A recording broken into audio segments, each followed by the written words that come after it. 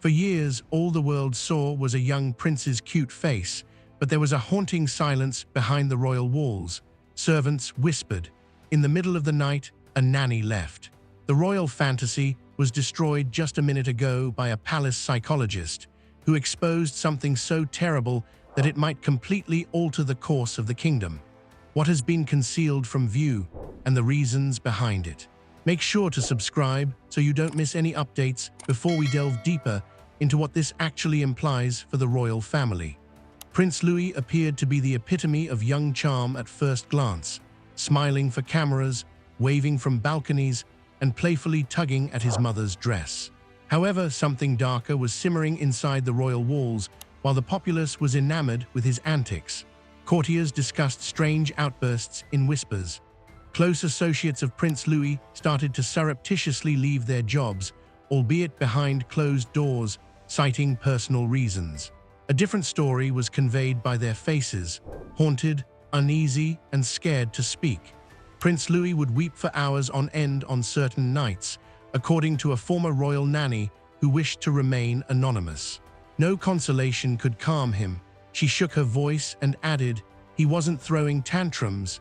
He seemed to be absorbed in his own thoughts. Under the cover of denial and policy, her statements were disregarded at the time. She wasn't alone, though.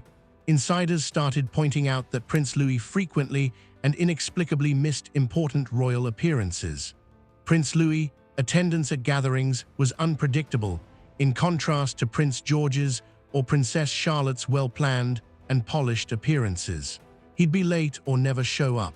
When he did show there, handlers were uncharacteristically near, speaking all the time, distracting and rerouting with.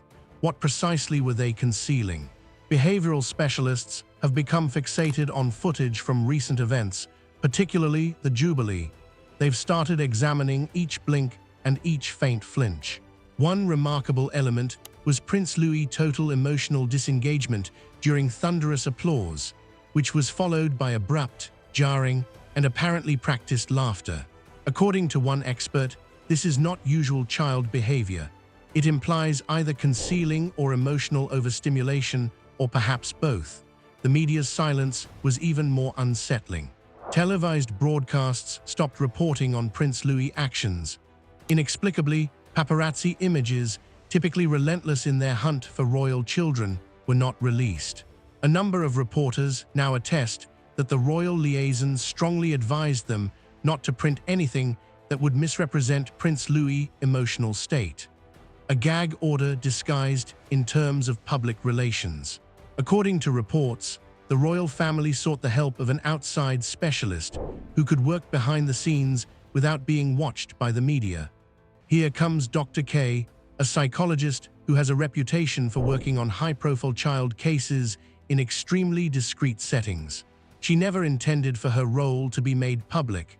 Under the pretense of being an educational consultant, she was subtly introduced. Her true purpose, however, was much more important.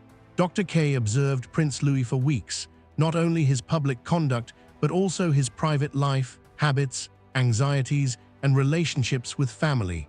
Insiders say she was shaken by what she discovered. Prince Louis was obviously unprotected by a system that prioritized image above intervention, not because he was ill.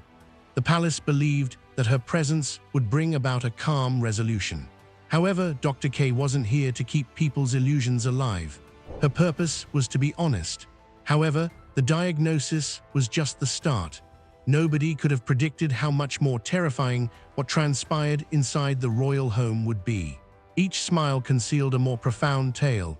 Each wave was practiced. Furthermore, the truth was concealed in plain view. Experts in body language now think the indications were always present, from fidgeting hands to empty staircases. Why didn't the palace take action sooner then? Or were they already aware? Prince Louis' appearance at Wimbledon was meticulously created from the moment he entered the public eye.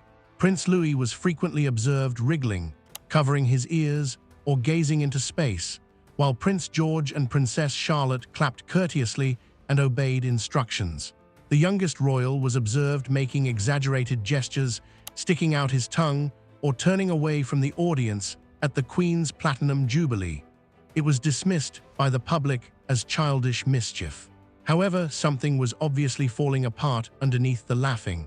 Observers now feel that these were silent pleas for assistance rather than indications of misconduct.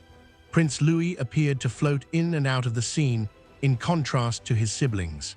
He was frequently either hyperanimated or eerily still during the balcony appearances, where Prince George stood erect and Princess Charlotte curtsied gracefully to it was a stark contrast. Prince George seemed intent. Princess Charlotte calm. Prince Louis was often seen wriggling, covering his ears, gazing into space, making exaggerated gestures, or turning away from the crowd. The public dismissed it as childish mischief. But observers now believe these moments may have been silent pleas for help. Later, palace sources admitted there had long been concerns about Prince Louis's sensitivity to flashing lights, loud noises, and unpredictable crowds. Assistants privately described him as exhausted and occasionally frozen during rehearsals. There were rumors of emotional meltdowns before events, and that he would only attend if specific comfort rituals were observed. Hot mic recordings allegedly captured tense backstage conversations. One handler was heard saying, "Just keep him smiling." Another reportedly added, "Take him off the stage if he stares again." Those clips never aired. The feeds were cut. The footage vanished. Tension grew within palace staff. Some prioritized protecting the monarchy's reputation. Others were desperate to safeguard the child. Medical assistants reportedly demanded longer intervals between events, fewer appearances, and structured accommodations. But the institution, committed to continuity and strength, drowned out their concerns. "The firm doesn't know how to deal with vulnerability," one aide reportedly said, "especially when it's wearing a crown." Throughout public appearances, handlers allegedly attempted to manage Prince Louis in real time, guiding his hands into waves, whispering instructions, tapping his shoulder. What seemed gentle on camera may have been urgent attempts to contain escalating stress. Then everything changed. Dr. K, brought in to protect the youngest prince, made a shocking decision. She went public. Her statements were clinical but devastating. She described a system rooted in emotional deprivation, denial, and secrecy with over 20 years of experience handling complex childhood trauma cases in high-profile families. Dr. K entered the palace as a lifeline, not a critic. Her initial meetings with Prince Louis were meant to be brief evaluations. But what began as routine observation became deeply concerning. According to leaked sources, Prince Louis spoke softly, almost as if overwhelmed. During one session, he reportedly asked, "Why do I have to smile when I'm scared?" The question unsettled Dr. K profoundly. He described feeling confined in noisy spaces, confused about why he had to perform for cameras, uncertain about what was real and what was staged. "They only see me when I'm happy," he reportedly said. These were not tantrums, they were early signs of emotional strain. Concerned, Dr. K urged senior palace officials to reduce Prince Louis's public exposure and prioritize therapeutic support. But she was repeatedly deflected. She was told the public needed to see unity and cheerfulness weeks past. Prince Louis's mood reportedly shifted from animated to withdrawn. He stopped making eye contact. In one session, he allegedly whispered, "I want to go somewhere quiet, but there's always a camera." At that moment, Dr. K decided she could no longer remain silent. The palace expected her resignation to be quiet and swift. Instead, Dr. K's final internal report was leaked to a global child mental health network. It described systemic emotional mishandling and an alarming prioritization of image over a child's welfare. The report revealed that Prince Louis displayed patterns of social disengagement, heightened sensory sensitivity, and intense emotional reactions under stress. Though not categorized as a disability, his condition was described as developmentally atypical under controlled conditions. Prince Louis was articulate and intelligent. But under the intense performative demands of royal life, his reactions became unpredictable. A camera flash or loud cheer could trigger emotional overload or shutdown. One line in the report reverberated through palace corridors. If left unchecked, this pattern could develop into a crisis of identity with constitutional ramifications. This was no longer just about a child's well-being. It raised questions about the future of the monarchy itself. Because the line of succession rests not only on bloodline, but on perceived stability and strength, what happens if one of its heirs does not fit the traditional mold? When an institution rooted in perfection faces vulnerability, does it choose empathy or power? According to leaked communications, once Dr. K's findings began circulating, the palace went into damage control mode. Carefully staged photographs, media blackouts, and tightly controlled appearances followed.